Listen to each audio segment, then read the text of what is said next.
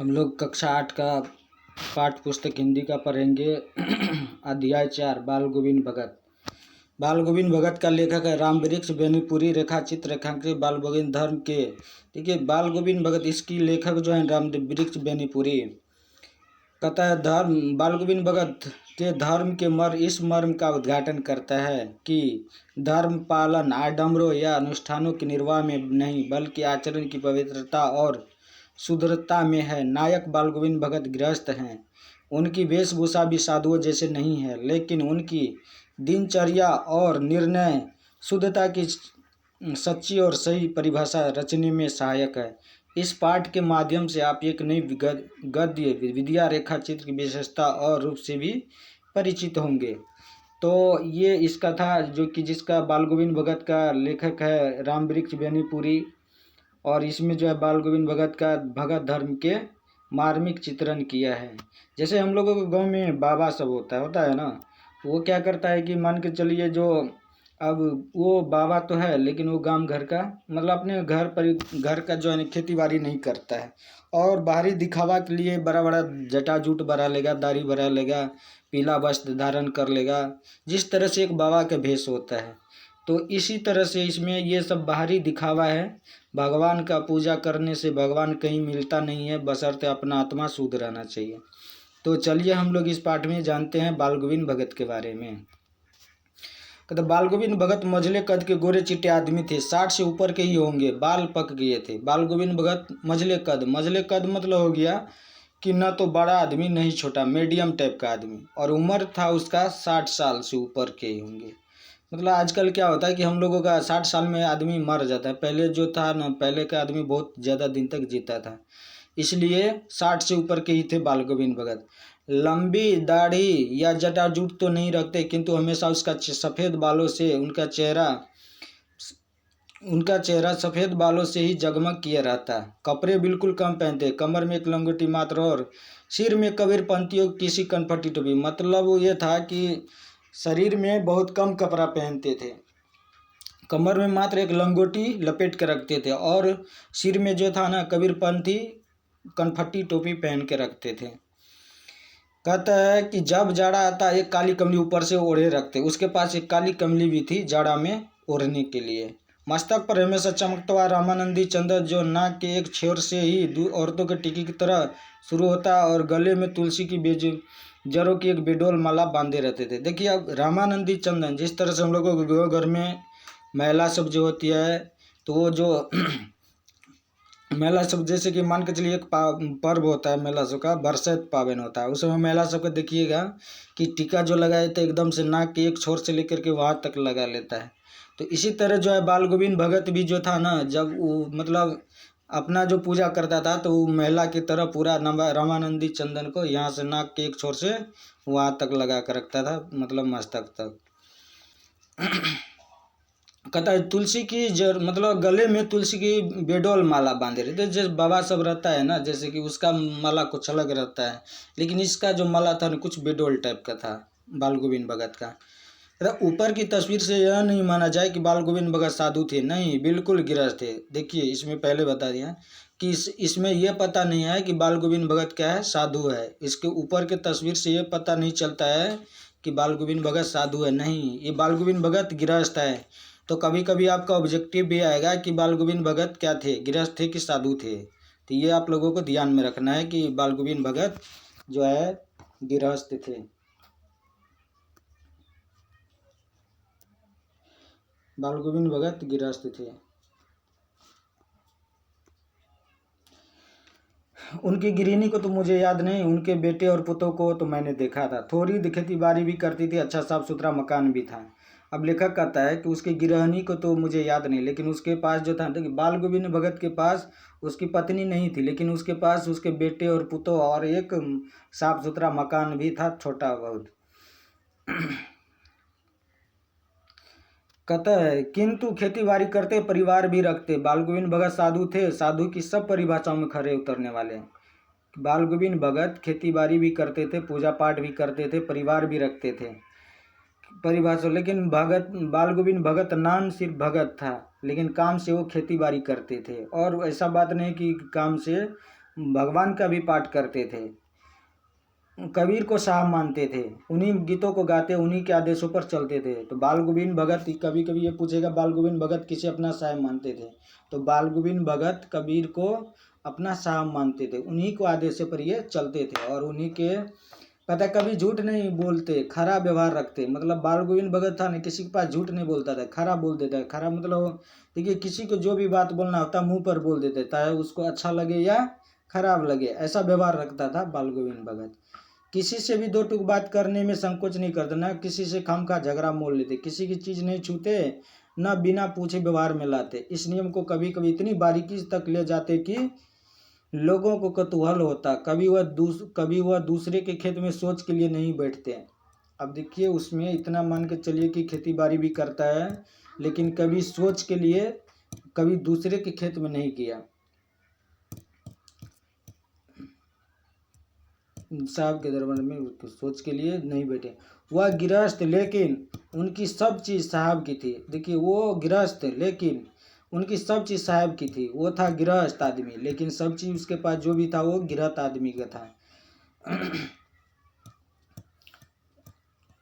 साहब की थी। जो कुछ खेत में पैदा होता सिर पर लाद कर उसे साहब के दरबार में ले जाते, और उनके घर से जो 4 कोस दूर था। देखिए, उसमें क्या होता है कि बाल गोविंद भगत एक गृहस्थ के यहाँ काम करता है, जो कि बाल गोविंद भगत के घर से 4 कोस दूर था गृहस्थ के घर।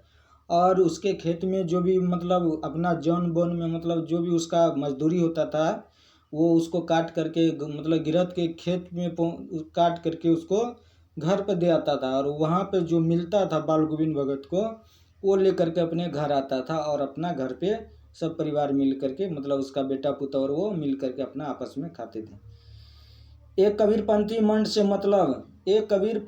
मठ से मतलब वह दरबार में भेंट रूप में रख लिया, और प्रसाद रूप में उन्हें मिलता, उसे घर लाते, उसी से गुजर चलाते।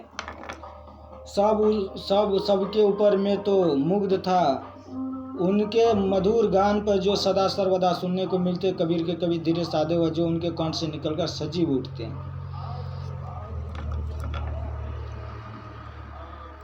कदा सबके सजीव उठते हैं।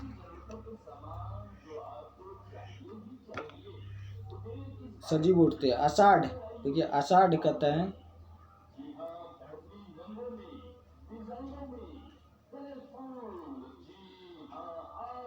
आषाढ़ की रिमझिम बारिश। देखिए, आषाढ़ की रिमझिम है, समूचा गांव खेतों में उतर पड़ा है। कहीं हल चल रहे हैं, कहीं रोपनी हो रही है। देखिए, हम लोग को गांव में क्या होता है कि जैसे आषाढ़ के महीना होगा, बारिश शुरू होगा, तो लोग ज़्यादा गांव से ज़्यादा कहाँ दिखाई देता है, खेत में दिखाई देता है। सब अपने अपने खेत में हल बैल ले करके काम करने के लिए चल देता है। तो अधिकतर लोग जो है गाँव से ज़्यादा मतलब खेत में ही दिखाई देता है। समूचा गांव खेतों में उतर, कहीं हल चल रहे हैं, कहीं रोपनी हो रही है। धान के पानी भरे खेतों में बच्चे उछल रहे हैं। कहते धान के पानी भरे खेतों में बच्चे उछल रहे हैं। औरतें कलेवा लेकर मेड़ पर बैठी है। देखो, कलेवा मतलब होता है, जैसे हम लोगों का मतलब क्या होता है, गांव में जो खेती बाड़ी होता है तो उसको कहता है आषाढ़ की रिमझिम, समूचा गांव खेतों में उतर आई है। कहीं हल चल रहे हैं, कहीं रोपनी हो रही है। धान के पानी खेतों में बच्चे उछल रहे हैं। देखिए, आषाढ़ के जैसे रिमझिम बारिश होता है तो उस समय थोड़ा बहुत गर्मी भी रहता है। और उस समय में क्या होता है कि बच्चे सब जो रहता है ना, जैसे कि खेत में पानी भर जाता है तो उसमें खूब उछल कूद के नहाता है। औरतें कलेवा लेकर के मेड़ पर बैठी है। कलेवा मतलब हो गया कि जैसे खेती बाड़ी होता है तो दोपहर को जो नाश्ता होता है ना, तो वो लेकर के खेती में लेकर के जाता है, उसको मतलब जो हल चलाता है किसान, उसके लिए। और मेड़ मतलब होता है आयर, जो हम लोगों के खेत के चारों साइड मेड़ होता है ना, उस पर बैठ करके वो नाश्ता करता है। जो नाश्ता वहाँ पे बैठ करके खाता है वो हम लोगों के इधर नहीं है। आसमान बादल से घिरा है, धूप का नाम नहीं। देखिए, पूरा आषाढ़ का महीना होता है ना, तो कभी कभी धूप दिखाई देगा, बाकी का पूरा आसमान में क्या रहता है, बादल छाया हुआ रहता है। धूप का नाम नहीं। ठंडी पुरवाई चल रही है। कहता है कि उस समय में क्या होता है कि जब आषाढ़ की महीना आता है तो पूरा एकदम से पूरा आकाश में बादल रहता है, और हवा भी चलता है पूरा ठंडा ठंडा। ऐसे ही समय आपके कानों में एक स्वर तरंग झंकार सी कर उठी, यह क्या है, कौन है। जब उस समय में सब खेत में अपना अपना काम कर रहा था, तो उसी समय में क्या होता है कि एक आवाज़ सुनाई देता है। पूछना न पड़ेगा, बाल गोविंद भगत समूचा शरीर कीचड़ में लिथरे अपने खेत में रोपनी कर रहे हैं। अब देखिए बाकी का बच्चा सब जो है खेत में एकदम से उछल रहा है, मतलब पानी में उछल रहा है गर्मी के कारण। और कितना किसान है जो अपना जिसके कलेवा पहुंच गया वो अपना मेड़ पे बैठ के कलेवा कर रहे हैं। और तब तक उधर मतलब बाल गोविंद भगत भी अपने खेत में रोपनी कर रहा था। तो जैसे ही अपने सब जो है इधर किसान सब अपना बैठ करके नाश्ता करता है सुबह के, तब तक उधर थोड़ा आवाज़ आने लगता है। उनकी उंगलियां एक एक धान के पौधे को पंक्तिबद्ध खेत में बिठा रही है। उनका कद एक एक शब्द को उनका उनका कद एक एक शब्द को संगीत के जीने पर चढ़ा कुछ को ऊपर स्वर की ओर भेज रहा है। अब देखिए बाल गोविंद भगत बगले में जहाँ पर वो मतलब किसान जो था कलेवा कर रहा था उसके बगले में उसका भी खेत था, तो वो अपने खेत में रोपाई कर रहा था, एकदम से पंक्तिबद्ध होकर के धान को रोप रहा था। और रोपते रोपते हुए कुछ गुनगुना भी रहा था मने मन, और कुछ गुनगुनाते हुए जो है ना इतना अच्छा से गुनगुना रहा था कि वो भी बगल वाला भी सुन रहा था, तो उसको भी लग रहा था कि कितना अच्छा गुनगुना रहा है, भेज रहा है। और कुछ को इस पृथ्वी मिट्टी पर खड़े लोगों कानों की ओर, देखो इतना अच्छा गुनगुना रहा है कि कुछ को लगता है कि ऐसे जैसे स्वर्ग की ओर जा रहा है, तो कुछ मिट्टी की ओर मानव की ओर आ रहा है, कुछ मतलब धरती पे जो कुछ उस आसपास में जो लोग था उसके कानों में आ रहा है। बच्चे खेलते हुए झूम उठते हैं, पेड़ पर खड़ी औरतें होंठ कांप उठते हैं, मतलब वे गुनगुनाने लगती है। अब बच्चे भी जो खेलते रहता है ना, मतलब पानी में जो उछलते रहता है, और औरतें भी जो कलेवा लेकर के जाती है, तो ये गुनगुन की आवाज़ सुन करके वो सब का भी मतलब जो है उछल कूद बंद हो जाता है, और मेला भी उसके साथ थोड़ा अपना होठ हिलाने लग जाती, मतलब चुलबुल करके थोड़ा मने मन गाने लग जाती है। भादों की वह अंधेरी रातियाँ अधरतिया, अभी थोड़ी देर पहले मूसलाधार वर्षा खत्म हुई है। बादलों की गरज बिजली की तरफ में आपने कुछ नहीं सुना हो, किंतु झिल्ली को झंकार या दादरों की टटर बाल गोविंद भगत के संगीत को अपने कोलाहल में डुबोने नहीं सकती। उनकी खंजरी ढिमक ढिमक बज रही है और वो गा रहे हैं, गोदी में पीवा चबक उठे सखिया चिहुक उठे ना। हाँ, पीवा तो गोद में ही है, किंतु वह समझती है कि वह अकेली है, चमक उठती है, चिहुक उठती है। कहता है देखिए उस कहते भादों की, सावन भादों की वह अधरतिया, जिस समय में क्या होता है थोड़ी देर पहले बारिश खत्म हुई थी और बादलों से पूरा आकाश बिजली, देखिए सावन भादों में क्या होता है, दिन हो रात हो, मतलब आकाश में बादल घिरा रहता है और बिजली इधर से चमकता है उधर से चमकता है। तो मतलब उस रात में जो है ना, सावन भादों में ना देखते होंगे कि आप लोग जो जैसे कि थोड़ा भी पानी लगता है तो तरह तरह के मेढक टर की आवाज़ करने लगता है। तो उस तरह की कौतूहल में भी बाल गोविंद भगत में भी अपने खजरी के पास, मतलब बाल गोविंद भगत के पास एक खजरी भी था, अपनी खजरी को पीट पीट करके वो भी आदरतिया में गा रहे थे कि गोदी में पियावा चहक उठे सखिया रे चिहुक उठे ना। तो कहता हाँ पियावा तो गोदी में एक चुमक उठती है चमक उठती है। उसी भरे बादलों भादों की आधी रात में उनका यह गाना अंधेरा अकस्मात चौंक उठने वाली बिजली की तरह किसी ने चौंका देता है। अरे अब सारा संसार निस्तब्धता में सोया है, बाल गोविंद भगत का संगीत जाग रहा है, जगा रहा है। तो कहता देखिए मतलब कवि कहता है कि इतनी रात में, निस्तब्धा रात में सब जो है अपने आराम कर रहा है, सब सो रहा है, लेकिन इस रात में भी अकस्मात चौंकने वाली बाल गोविंद भगत का गीत सबको जगा रहा है, सबको मतलब सुना रहा है अंधेरी रतिया में। कहता गर्मियों में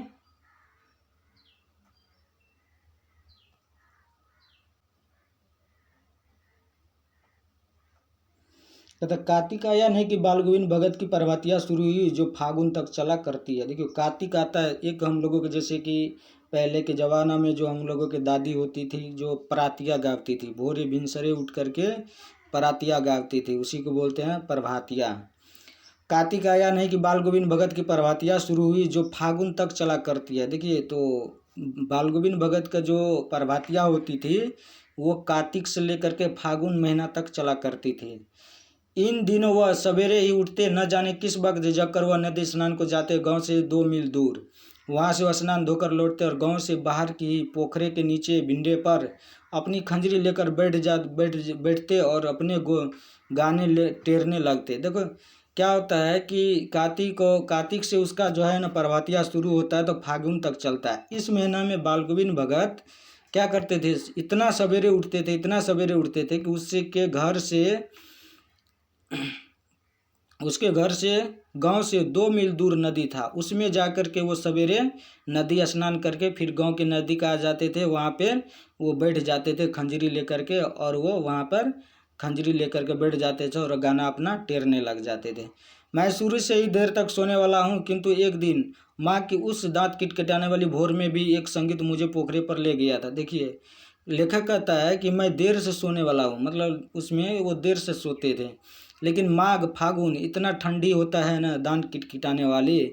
कहता है कि लेखक कहता है कि उस सोने मतलब एक दिन माघ की, पूस और माघ की जो ठंडा होता है ना, बहुत ही भयंकर ठंडा होती है।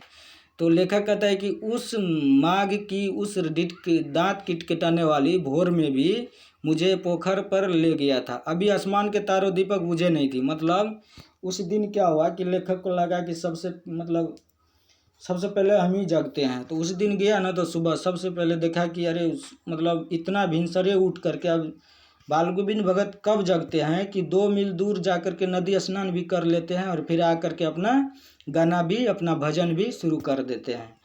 तो एक दिन गया, तो लेखक ने देखा कि ये इतना सुनसान में गा रहा था, तो वो एक दिन गया उठ करके देखने के लिए। कहता है कि अभी भोर का तारा जो है ना, दीपक बुझे नहीं थे। हाँ, पूरब में लोही लग गई थी। तो पूरब में लोही का मतलब हो गया जैसे सूरज, जैसे कि मान के चलिए हम लोग सुबह में जो उठते हैं तो क्या होता है कि जैसे कि भोर जो सूरज मतलब उगने से पहले हम लोगों को कुछ ऐसा तारा होता है जो कि साफ साफ दिखाई देता है। तो वही कहता है कि मतलब पूरब में लाली लग रही थी, मतलब सूरज उगने से पहले क्या होता है, थोड़ा लालीपन आ जाता है ना, उसी तरह कहता है। जिसकी लालिमा शुक्र तारा और बढ़ा रहा था। खेत बगीचा सब घर कुहासा छा रहा था। सारा वातावरण अजीब रहस्य आवृत मालूम पड़ता था। उस रहस्यमय वातावरण में एक कुश की चटाई पर परम पूरा मुँह काली कमली ओढ़े बाल गोविंद भगत अपनी खंजरी लिए बैठे थे। उनके मुंह से शब्दों का तांता लगा रहता था। उनकी उंगलियां खंजरी पर लगातार चल रही थी। गाते गाते इतने मस्त हो जाते, इतने इतने सुरूर में गाते, उत्तेजित हो उठते कि मालूम होता अब खड़े हो जाएंगे। मतलब वो जो है ना, इतना सुबह उठ करके नदी स्नान करके आते थे और उसके बाद उसके पास एक काली कमली होती थी। काली कमली ओढ़ करके वो इतने अच्छा से गाने लग जाते थे कि लोग भी सुनते और उसको भी अपने आप में लगता है कितना गाते गाते इतना उजेतित हो जाते थे कि उसका वर्णन नहीं हो। कमली तो बार बार सिर से नीचे सरक जाती है। देखिए, कमली बोले थे ना, इसके पास एक काली कमली थी जो कि ठंडी में ओढ़ने के काम आता था, जो कि ठंडी में ओढ़ता भी था माघ के किटकिटाने वाली में। तो उसमें क्या होता था, नदी स्नान करके आते थे और वो कमली ओढ़ करके पूरब की ओर मुँह करके अपना जो है भजन शुरू कर देते थे। तो इस समय इस क्रम में क्या होते थे कि उसके सर से कभी कभी काली कमली खसक जाते थे। तो महिला की तरह होता है ना, जैसे घूंघट हट जाता है तो महिला सब क्या करती है, नई नवेली जो महिला होती है, जैसे घूंघट सरकेगा तो उसको तुरंत ऐसे आगे कर लेता था, उसी तरह वो। लेकिन वो तो पूरा मुंह ढक लेती है, लेकिन ये पूरा मुंह नहीं ढकता, सिर्फ मस्तक तक ही वो काली कमली को फिर से खींच लेता था और फिर अपना भजन शुरू कर देता था। जारे से कपकपा रहा था, किंतु तारे की छाव में भी उनके मस्तक के श्रम बिंदु जब तक चमक ही पड़ते। गर्मियों में उनकी साझा उमस भरी शाम को भी शीतल कर देते। देखिए, गर्मी के समय की शाम को भी इतना उमस रहता है ना कि गर्मी का मतलब लोग सब बेचैन रहता है।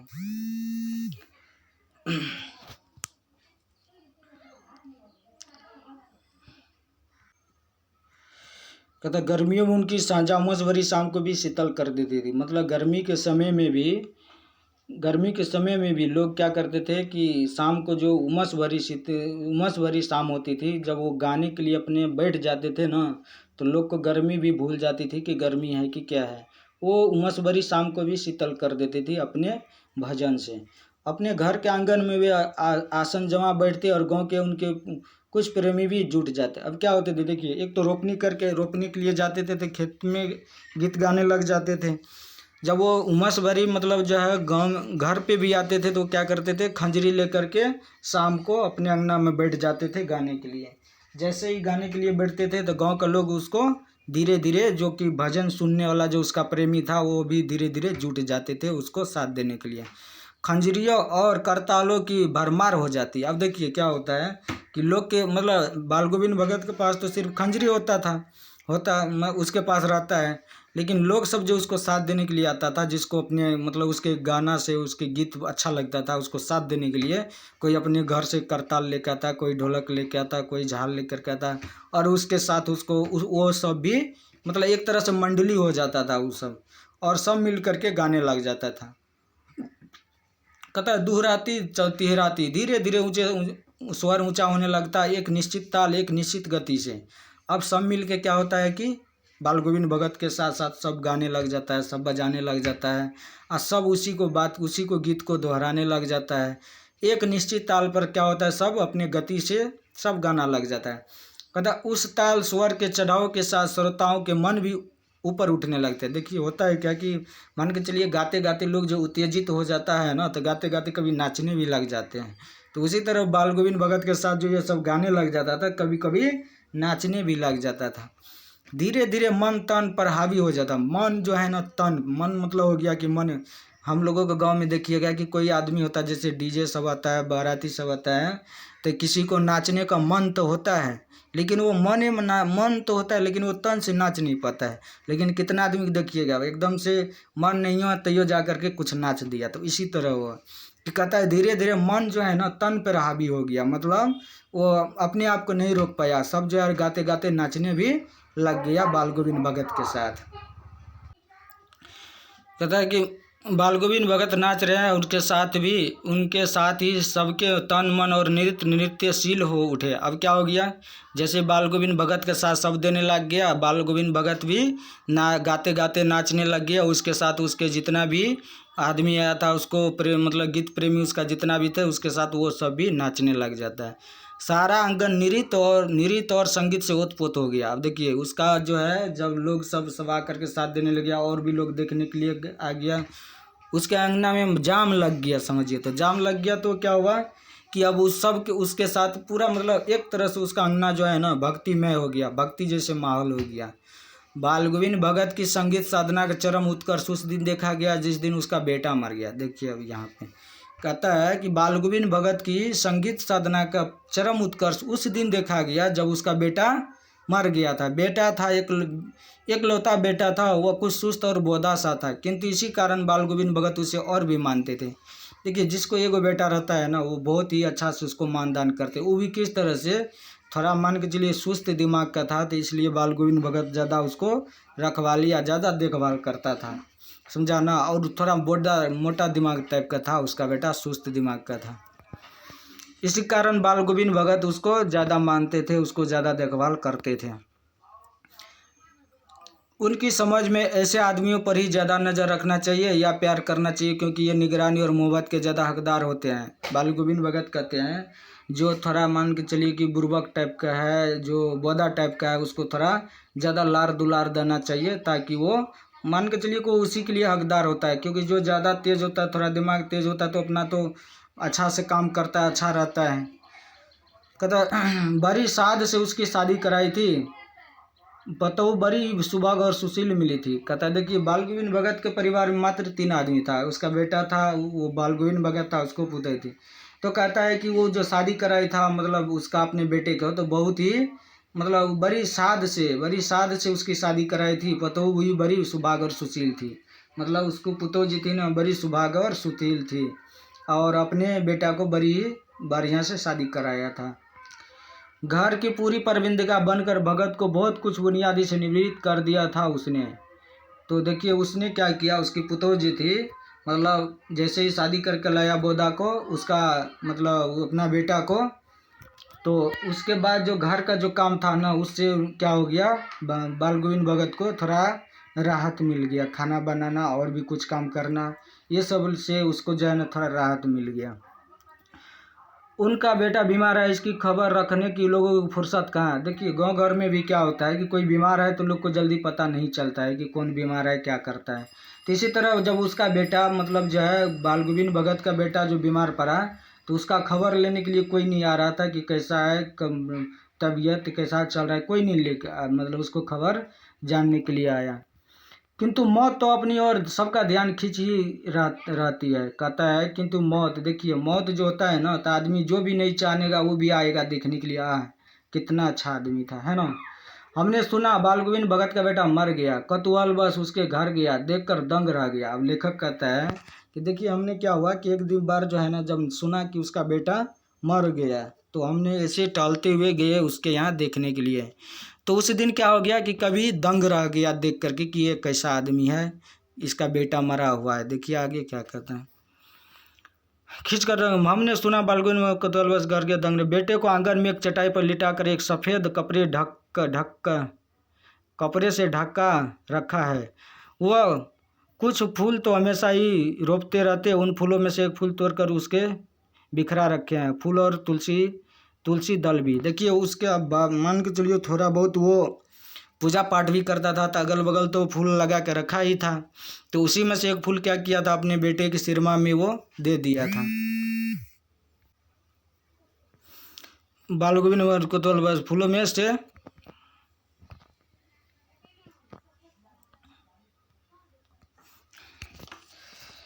फुर्सत किंतु मौत अपनी और भाग बेटा को बेटे को आंगन में चटाई पर लिटा कर एक सफ़ेद कपड़े ढका रखा हुआ, कुछ फूलों में से रखते फूलों में से कुछ तोड़कर बिखरा रखे हैं, फूल और तुलसी भी। पता सिरहा ने एक चिराग जला रखा है। सिरोना में क्या किया था, देखो उसका बेटा मर गया था, तो कभी मतलब कहता है कि बाल गोविंद भगत का असली भक्ति कब देखा गया, जब उसका बेटा मर गया और वो अपने बेटे को अंगना में लेटा दिया था, और फूल जो तुलसी फूल और कुछ फूल जो रोपा था उसको थोड़ा बहुत ले करके उसको सिरोमा में दे दिया था, और एक अगरबत्ती जला के रख दिया था, और एक सफ़ेद मतलब जो है सफ़ेद कपड़े से उसको पूरा लाश को ढक करके रखा था, अपने बेटे के लाश को। वह कुछ फूल तो हमेशा तोड़ कर रखते थे ऐसे। उसके सामने जमीन पर ही आसन जमा गीत गाए जा रहे। अब क्या हुआ कि अंगना में सुला दिया उसको, उसके बाद सफ़ेद कपड़ा से ढक दिया, एक सी अगरबत्ती दिया, एक दो फूल पत्ता दिया, और उसके सिरमा में बैठ गया बाल गोविंद भगत, और एकदम से गीत गाते जा रहे। वही पुराना स्वर, वही पुरानी तलीनता, मतलब वही पुराना स्वर और वही तलीनता में बेटे के पास जो है बेटा मरा हुआ है अंगना में, और जो है वो अपने गीत गाए जा रहे हैं बेटा के सिरमा में बैठ करके। घर में पुतहु रो रही है, जिसे गांव की स्त्रियां चुप कराने की कोशिश कर रही है। अब देखिए घर में जो है ना उसका पुतहु रो रही है, और गांव का जो कुछ स्त्री होती है उसको चुप कराने में लगा हुआ है। किंतु बाल गोविंद भगत गाए जा रहे हैं, लेकिन बाल गोविंद भगत उसको पता नहीं है कि क्या क्या हुआ, वो अपना सुर में गाए जा रही है। हाँ, गाते गाते कभी पतों के नज़दीक भी जाते और उसे रोने के बदले उत्साह मनाने को कहते। देखिए अब क्या होता है बाल गोविंद भगत जी, जो कभी कभी यहाँ गाते गाते जब पुतों जो घर में रो रही होती है ना, तो कभी कभी उठ के पुतों के पास भी जाती है और कहती है आपको रोने के नहीं, आप क्यों रो रही है, आप रोने के अलावा आप हम मेरे साथ साथ खुशी ही मनाइए। आत्मा परमात्मा के पास चली गई। अब कहता है आत्मा जो है परमात्मा के पास चली गई है। विरहनी अपने प्रेमी से जा मिली, भला इससे बढ़कर आनंद की कौन बात है। देखिए बाल गोविंद भगत कहता है विरहनी जो है ना अपनी प्रेमी से जा करके मिल गई, भला इससे बढ़कर आनंद की कोई बात, इससे आनंद की कौन सी, इससे बढ़कर के वही कोई आनंद की बात और क्या हो सकती है। मैं कभी कभी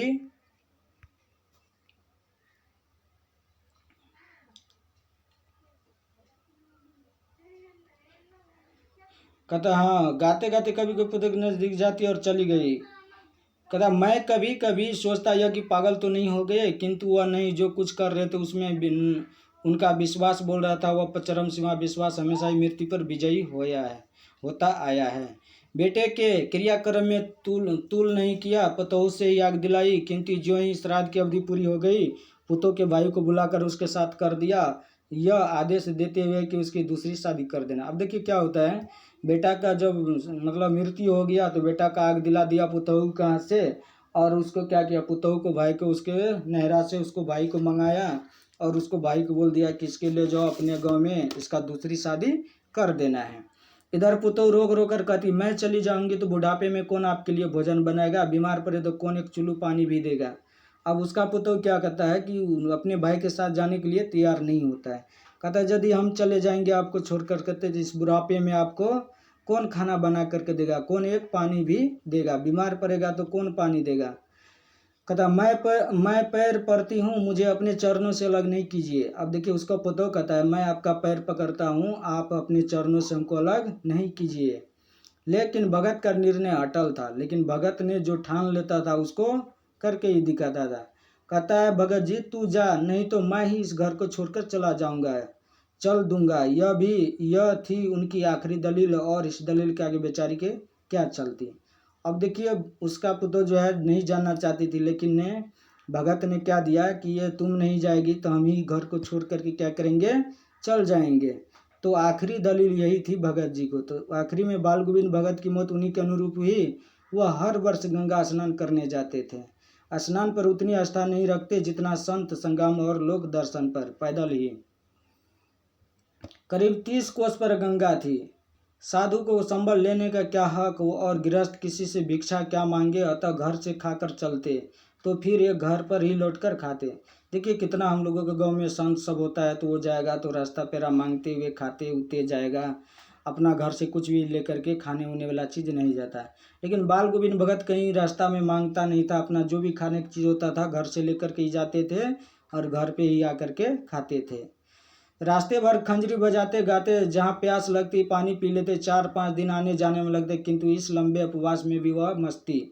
देखिए क्या होता है, वो गंगा स्नान के लिए साल में एक बार जाते थे, जो कि उसके घर से 30 कोस दूरी पे थे, और वो भी पैदले जाते थे। तो ये जो जाते थे ना, तो खंजरी था इसके पास, कभी कभी वही मस्त आवाज़ में गाते हुए जाते थे। कहीं प्यास लग जाती तो अपना पानी पी लेते थे, किंतु लंबे उपवास में भी मस्ती। अब बुढ़ापा आ गया, किंतु टेक वही जवानी वाली। इस बार लोटे से तबीयत कुछ सुस्त थी।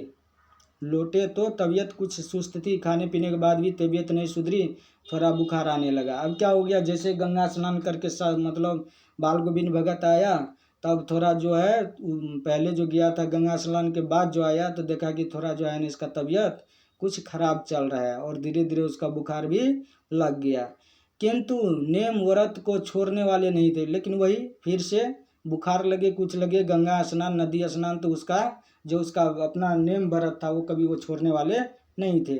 वही दोनों जून गीत, वही स्नान ध्यान, वही खेती बाड़ी देखना, दिन रात छीजने लगे। लोगों ने नहाने धोने से मना किया, आराम करने को कहा, किंतु हंसकर टाल देते रहे। अब देखिए उसको बुखार भी लगता था, मन भी खराब होता था, जो उसका दिनचर्या था वो अपने दिनचर्या से कभी पीछे नहीं हटा। लोग उसको कहता था तो उसको हंस करके वो टाल देते थे। उस दिन भी संध्या में गीत गाए, किंतु मालूम होता जैसा धागा टूट गया हो, माला का एक एक दाना बिखरा हुआ। भोर में लोगों ने गीत नहीं सुना, जाकर देखा तो बाल गोविंद भगत नहीं रहे, सिर्फ उनका पंजर पड़ा है। तो इस तरह से ये बाल गोविंद भगत का कहानी खत्म हुआ।